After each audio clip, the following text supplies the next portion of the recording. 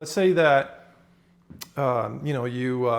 you meet somebody new at work, and they're telling you about their previous experience, and in that instance, after that you go and speak to another colleague, and the person says, "Hey, what did you think about her?" And you answer with, "Well, there's something about her."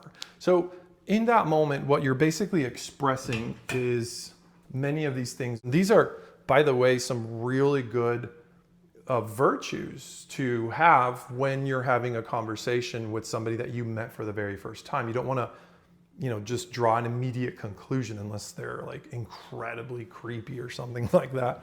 You probably want to leave that open. So in this case, responding with an indirect form of communication works very well, contrary to maybe saying, "Well, she's weird," or "I didn't like her," or "I don't know, I really don't care." So all of those statements might still in some way, reveal something about that encounter that you had with that person, but they would probably be unjustified, especially because you don't really have a lot of context. You don't really know, much about her other than that brief interaction, but there's something about her. It's kind of just like leaves that open-ended question.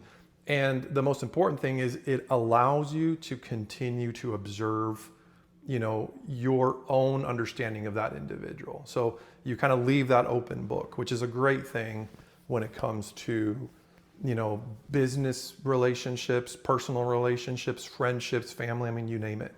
In fact, Soren Kierkegaard, who is a philosopher that I really like, had this quote that says, "Treat people as mysteries, not summaries." And I think that really sums this concept up very, very well.